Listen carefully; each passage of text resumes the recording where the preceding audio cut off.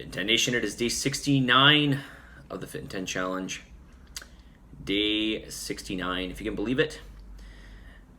Second last video, second last day of the 2019 spring edition. Before I go any further, announcements, Calendly, I put up the Calendly link a few days ago, so please put in your time for booking your scan. And what else did I want to say? Oh yeah, the video from yesterday, I don't know why it's not working on certain platforms. So if you have a Galaxy phone, chances are the video will not work, or it's sporadic. I suspect that it has something to do with an update or something like that your phone needs. So that's what I would look into. Nobody with an iPhone has an issue with it, okay? At least that I know of as of yet, okay? What else did I want to say? There's something else I want to say. Oh yeah, I put up a post on social media about guessing my weight. And I got some responses on Instagram, but I got a huge response on Facebook. It's kind of weird. Sometimes I get huge responses on Instagram, but sometimes it's Facebook. I think maybe it's just how it shows up in people's feeds. Anyways, people are asking me to give them the answer, and I'm not giving the answer until tomorrow.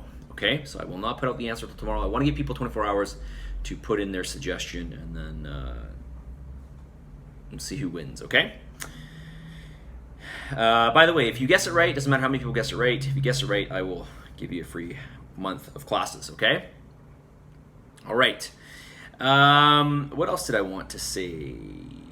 I think that's it. All right. Of course, I forgot. I put the food at the beginning of this video. So that was some of the muscle meat that I make on a regular basis.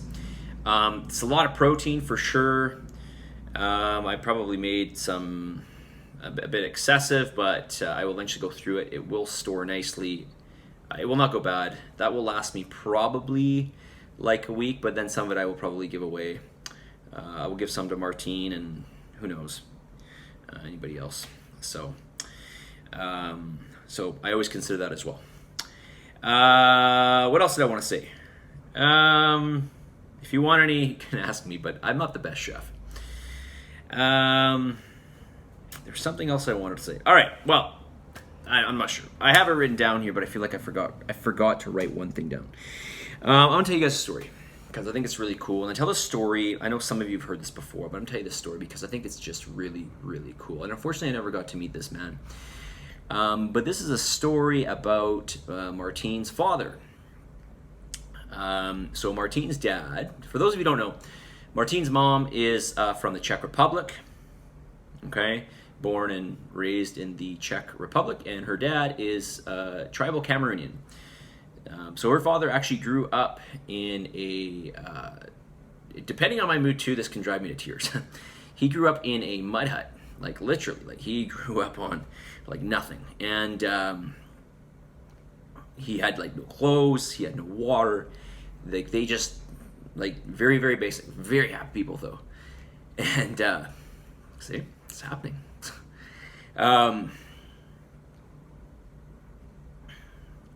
I usually tell the story and I'm totally fine. So just give me 1 sec.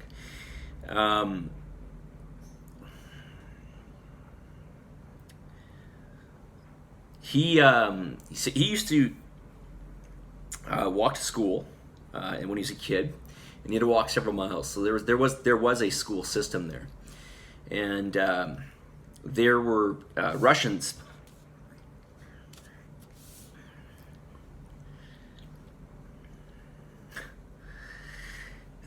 There were Russians that were colonizing the area, as were the French and other European-based countries. And anyways, they put up scholarships in these schools because they knew a lot of these kids were very, very intelligent. They were very hardworking, and so they wanted to seek out the most intelligent kids. And Martine's father happened to be one of them. And so her dad ended up getting a scholarship. And of course, we're not really sure what age he was because they don't even know when he was born. So he had a made-up birth date because he was just born in the jungle. And so anyways, so he went off to university at some point between 15 and 17 or something like that, 14, 17. And so this man did not speak any Russian, certainly. And of course, he came from Cameroon's like right. It's sort of Central Africa. Central. It's West Central Africa. It's on the west coast, but like basically right where the equator is. So it's really really hot there, like super hot. And so he went to Russia, and of course it's like freezing cold there, right? And so he went there, and he didn't know what a toilet was. He didn't know what, electricity was. Well, he probably had heard about electricity at some point. He didn't have a bed, so he ended up actually sleeping on the floor, using the washroom outside because nobody told him. Nobody, he didn't know. So this man went on to earn 2 PhDs, one in mathematics and one in physics. And the reason I'm telling you the story is because you think about I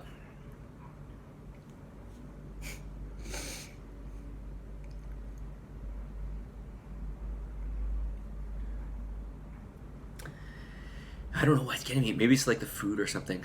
You think about the circumstances that people grow up in. And so I often remind myself of this.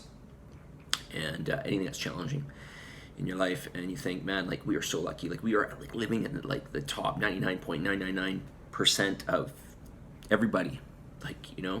So we are extremely lucky. You need to remember this. So this is really, really important for you when you're trying to strive for your best and you're trying to, achieve the best things in life. Because when you think about people in this situation, it doesn't matter what you have to go through.